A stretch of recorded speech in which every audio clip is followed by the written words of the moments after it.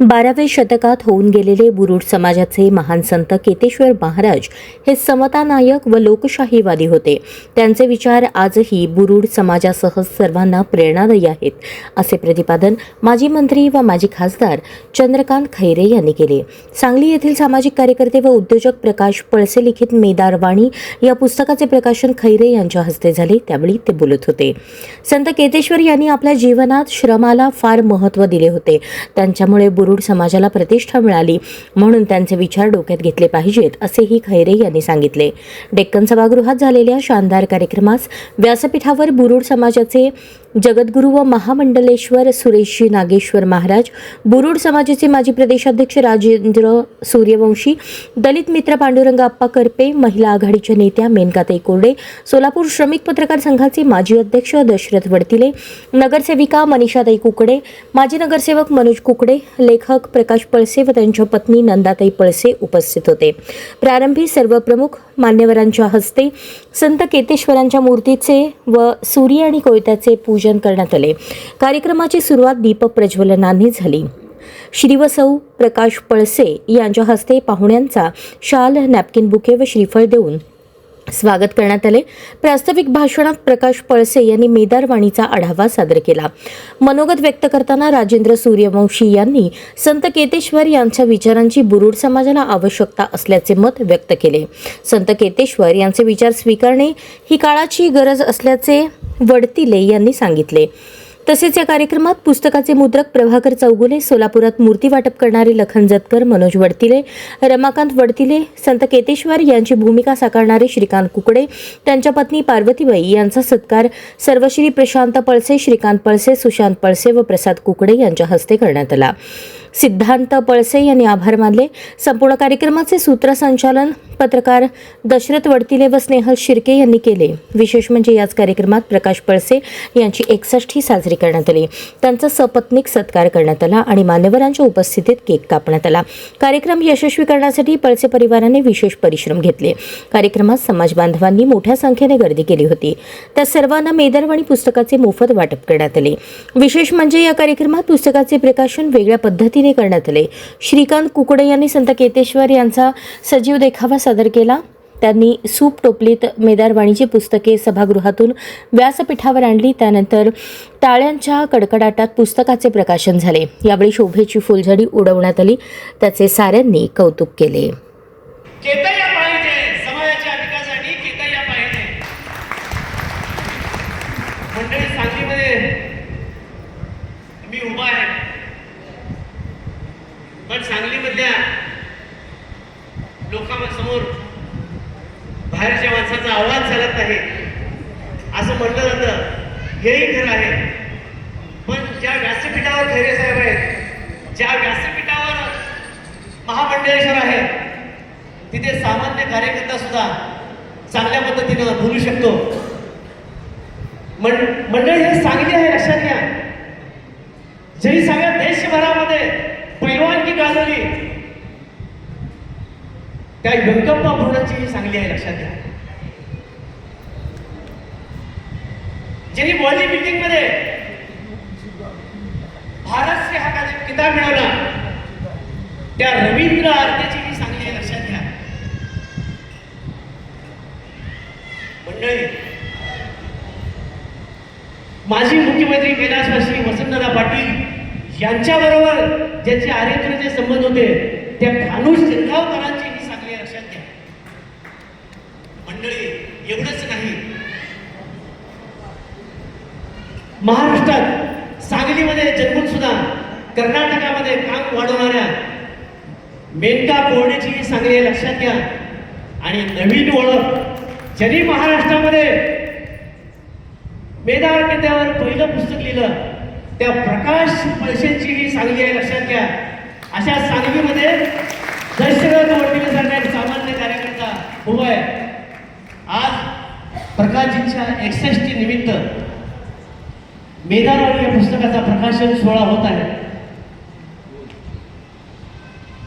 केतया यांच्या जीवनावर अनेक पुस्तकं झाली, हिंदीमध्ये लिहिली गेली, मराठीमध्ये लिहिली गेली, परंतु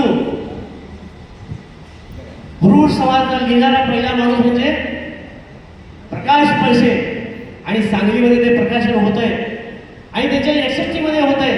त्यामुळे मला लहानपणीचे एक फार गीत आवडतं. तुम्हाला जो आनंद आहे तोही मला आनंद झालेला आहे. किती सांगू मी सांगू कुणाला, किती सांगू मी सांगू कुणाला, आज आनंदी आनंद झाला, आज आनंदी आनंद झाला, रंग उचला खेळ खेळ उचला. असा आनंद मला आता ह्या पुस्तक प्रकाशनाच्या निमित्ताने झालेला आहे. आणि ह्या प्रकाशनाला कोण आले हो, साधं सुद्धा नाही. अध्यक्षस्थान भूषवत आहे समाज भूषण चंद्रकांतजी खैरे साहेब, तरुण तडफदार, वय वर्ष किती, फक्त 73. खैरे साहेबांचं वय वर्ष किती, 73. आणि रोज 1000 किलोमीटरचा माणूस हा प्रवास करतोय. 1000 चेष्टा नाही. अनेक वर्ष नगरसेवक, 4दा खासदार, 2दा आमदार, परिवहन मंत्री, गृहनिर्माण मंत्री, वन मंत्री. हे इतकं मोठं व्यक्तिमत्व या कार्यक्रमाला अध्यक्षस्थान लावलेलं आहे.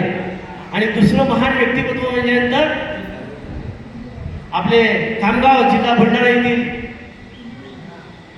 माननीय सुरेश नागेश्वर महाराज, बुरुड समाजाचा पहिला नागास्वामी. लक्षात घ्या, बुरुड समाजाचा पहिला नागास्वामी, ज्यांना महामंडलेश्वर हा पुरस्कार किताब मिळालेला आहे. वे इतकं मोठं महत्व असायला. आणि गेल्या 2-4 महिन्यापूर्वी ज्यांना मेधार समाज जगद्गुरू म्हणून हुबळीमध्ये त्यांचा सन्मान केला, ते नागेश्वर महाराज तिथे उपस्थित आहेत.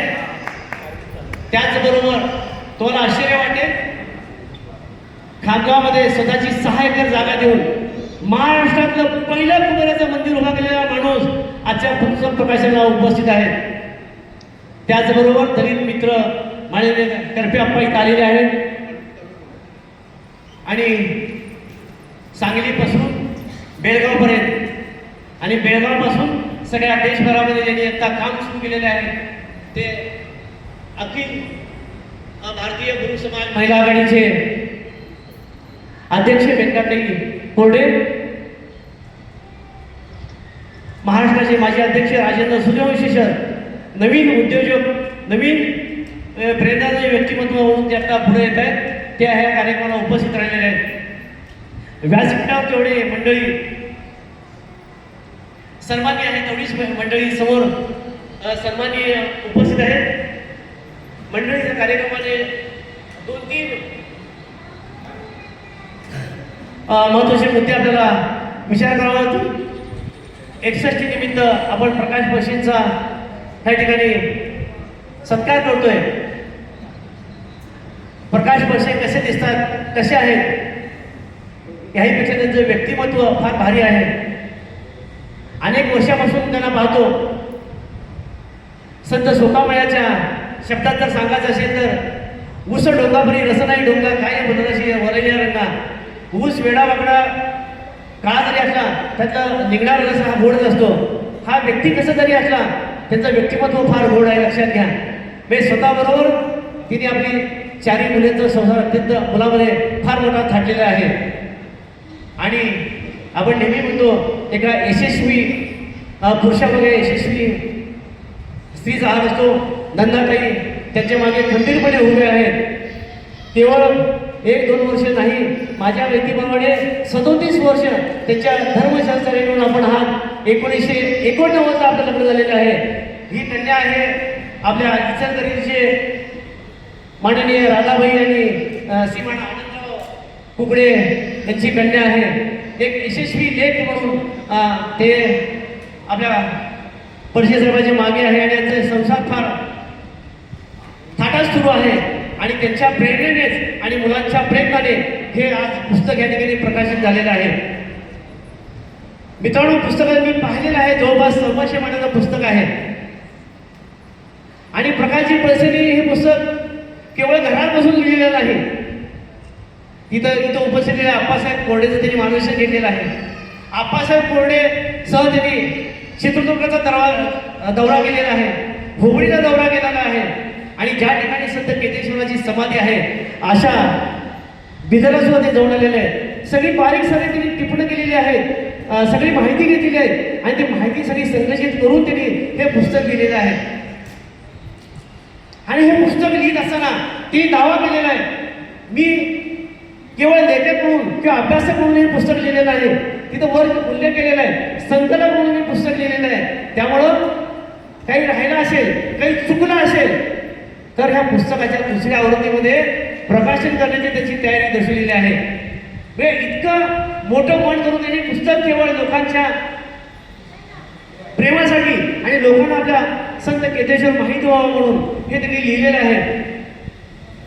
एक प्रेरणा आपल्याला या पुस्तकातून मिळणार आहे. मित्रांनो आणि बंधू आणि भगिनींनो, आपल्याला मेधार केतेचा इतिहास जर बघत असेल तर 12व्या शतकामध्ये जावं लागेल. महात्मा बसवेश्वर ज्यांची जगामध्ये कीर्ती आहे